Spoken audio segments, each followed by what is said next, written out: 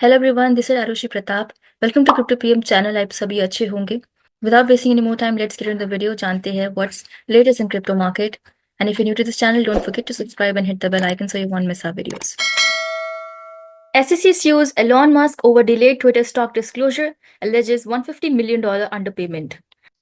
तो SEC ने Elon Musk के अगेंस्ट लॉसूट फाइल किया है और उसे एक्यूज किया है of failing to disclose his Twitter stock ownership on time before his acquisition of the platform in 2022। तो 2022 में एलॉन मस्क ने ट्विटर के जो शेयर्स है वो खरीदे थे और यहाँ पे उन्होंने डिस्क्लोज नहीं किया था अपना एक्विजिशन। तो ये खरीदे जा रहे थे और जब इनका 5% हो गया कंपनी का शेयर, इनकी जो डेडलाइन थी उसके बाद भी इन्होंने बाय किया है $150 million एटलीस्ट। जब इनको डिस्क्लोज करना चाहिए था अपनी ऑनरशिप कितनी हो चुकी है, वो उन्होंने तब बताई नहीं और लो प्राइस पे कंपनी के शेयर्स परचेज कर लिए $150 million के। तो इस वजह से ट्विटर का जो प्राइस था वो उस टाइम तो ऊपर नहीं गया था, लेकिन जब उन्होंने डिस्क्लोज कर दिया अपना कि उन्होंने परचेज किया है इतना इतना, तो 27% ट्विटर का प्राइस ऊपर चला गया था, जिसकी वजह से मार्केट फ्लक्चुएशंस हुई थी। अप्रैल 2022 की स्टार्टिंग में जो एसईसी है उन्होंने यहाँ पे अपनी इन्वेस्टिगेशन की थी into potential violations of securities laws related to Musk की purchase of Twitter stock and his statements and filings. तो कोर्ट ने अभी अपना फाइनल जो डिसीजन है पेमेंट का वो नहीं बताया है कितना इलोन मस्क को पे करना है। जो भी प्रॉफिट डिसॉर्जमेंट है और पेनल्टीज है उसको मिला के अंडर पेमेंट $150 million उनको देना है और साथ ही साथ ऐसा बताया जा रहा है कि $263 million अभी तक इंक्लूडेड $150 million इनको पे करना है। जो इनके अटर्नी है उनका कहना है कि ये जो अमाउंट है ये बहुत ज्यादा है और वो इलॉन मस्क को डिफेंड कर रहे हैं, stating that he has done nothing wrong and everyone sees this sham for what it is. US court orders return of 94,643 stolen bitcoins to Bitfinex as part of plea deal। तो यहाँ पे US court जो DOJ है उन्होंने green light दे दी है 94,643 bitcoin को वापस करने के लिए बिटफिनिक्स पे। तो 2016 में जो अटैक हुआ था, हैक हुआ था, जिसमें 120,000 बीटीसी जो थे वो चोरी हो गए थे। और वो चोरी किसने किए थे? तो उनका नाम यहाँ पे था आयला लाइटेनस्टाइन एंड हिज वाइफ हीदर। तो इन्होंने 120,000 बीटीसी जो थे वो चोरी किए थे। अब यहाँ पे ग्रीन लाइट मिल चुकी है बिटफिनिक्स पे जो हैक हुआ था उस पे वापस करने के लिए और जो भी विक्टिम्स थे उनको उनके वापस बीटीसी करने के लिए। तो 94,643 बीटीसी जो है वो इक्विवेलेंट इतने वापस होंगे, रिकवर हो चुके, पहले तो रिकवर हो चुके थे इतने 120,000 में से। और वही उन्होंने बोले हैं जिन्होंने ये हैक किया था कि हम वापस कर रहे हैं। तो $9.3 बिलियन इनकी वर्थ है। तो यहाँ पे अब इनका जो सेंटेंस पीरियड है वो कम कर दिया गया है क्योंकि इन्होंने बीटीसी वापस लिए हैं। तो अब इनको 5 साल का और इनकी जो पत्नी है उनको 18 महीने का सेंटेंस दिया गया है इन लॉन्ड्रिंग द स्टोलन फंड्स। तो 80% जो बीटीसी है चोरी हुए थे वो रिकवर हो चुके हैं, marking one of the largest asset seizures in DOJ history. अब जिन्होंने प्ली करी थी उसके अकॉर्डिंग इनके जो सेंटेंसेस थे वो कम हो गए और इन्होंने वापस कर दिए हैं। As part of the restitution process, जो affected users है have until January 28 and 25 to file claims or objections to the terms। Texas Senator files bill to establish first state level Bitcoin strategic reserve। तो Texas के जो senator है Charles, उन्होंने file किया है एक senate bill 778 SB 778 to establish a strategic bitcoin reserve.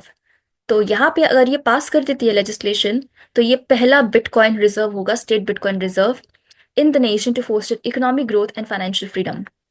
और उन्होंने साथ ही साथ ये भी बोला है that if signed into law, Texas would own and hold bitcoin as a financial asset. क्योंकि बिटकॉइन एक वैल्यूएबल डिजिटल एसेट है with strategic potential for enhancing the state financial resilience, Texas Senator Bill read, the Texas Strategic Bitcoin Reserve is a special fund outside the general revenue fund in the state treasury।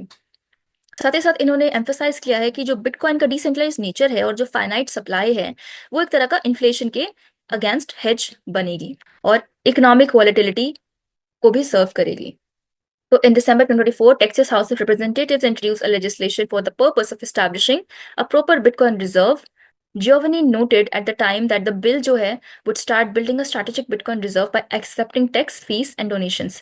तो लोगों से donations भी ये लेंगे अगर ये हो जाता है एक्सेप्ट। तो ये पहली ऐसी स्टेट बनेगी जिसके पास बिटकॉइन रिजर्व होगा। Indian telecom giant Jio joins hands with Polygon to bring Web3 to over 450 million users. तो जियो यहाँ पे Web3 इंडस्ट्री में आ चुका है, क्रिप्टो इंडस्ट्री में आ चुका है अपना जियो कॉइन लेकर। जियो ने पार्टनरशिप की है पॉलीगन ब्लॉकचेन के साथ, जो भी उनका ऐप है उसको चलाने के लिए। तो ऐसा कहा जा रहा है कि जो ये पार्टनरशिप है, ये एक सिग्निफिकेंट स्टेप है forward for Web3 adoption in India. यहाँ पे Web3 technology, crypto industry, decentralization की जर्नी मुकेश अंबानी ने कर दी है जियो पॉलीगन लैब्स के साथ पार्टनरशिप करके। The development team behind polygon protocols to launch its web 3 and blockchain services in India. तो पहले तो ये बाहर करते थे और अब ये इंडिया में भी करने वाले हैं, इन्होंने ये बता दिया है।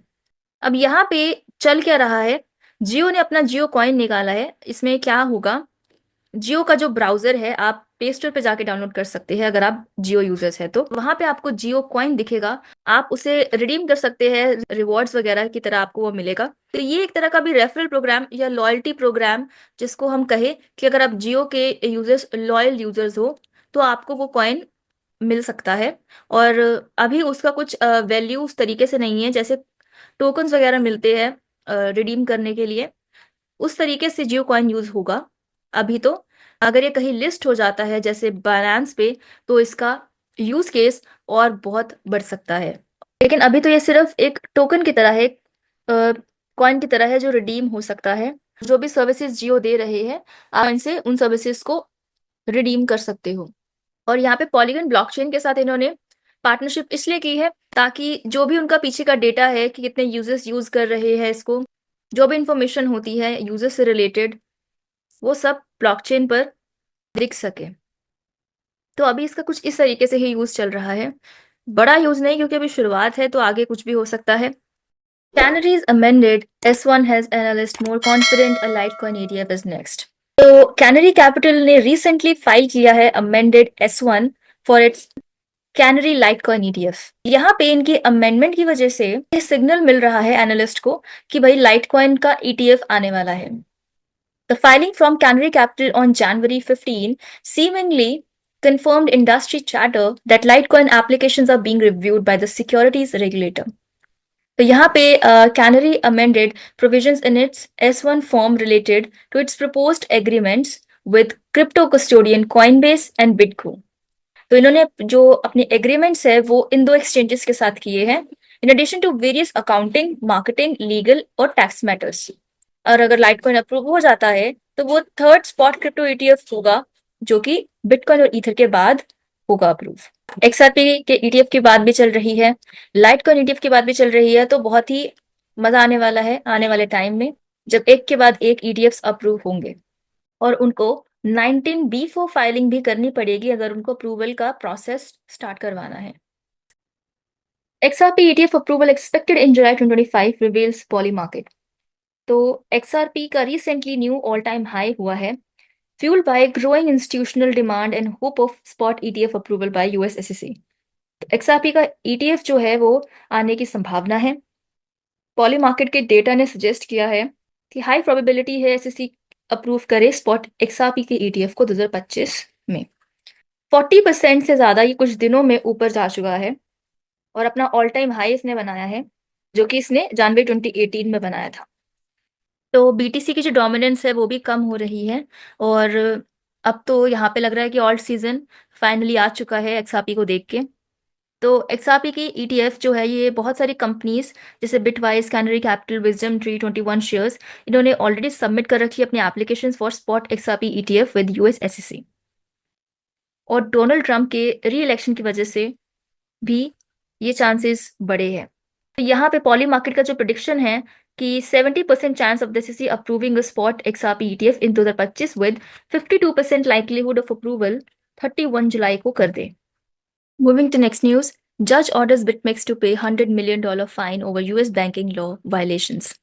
तो फेडरल जज ने HDR ग्लोबल ट्रेडिंग लिमिटेड जो कि पेरेंट कंपनी है क्रिप्टो करेंसी एक्सचेंज BitMEX की, उनको 2 साल का सेंटेंस दिया है ऑफ अनसुपरवाइज्ड प्रोबेशन और $100 million का फाइन पे करने के लिए। जनवरी 15 को हियरिंग हुई थी US district court for the southern district of New York. तो जज जॉन ने पास डाउन कर दी थी उनकी सेंटेंस अगेंस्ट BitMEX 6 महीने की after the cryptocurrency exchange, जब उन्होंने अपनी गिल्टी प्लीड करी थी to violating the US bank secrecy act by operating without any meaningful anti money laundering program. ये 2024 के जुलाई में हुआ था और ये दोबारा से अब इन्होंने वायलेशन किया है, तो इनको $100 मिलियन का फाइन देना पड़ेगा।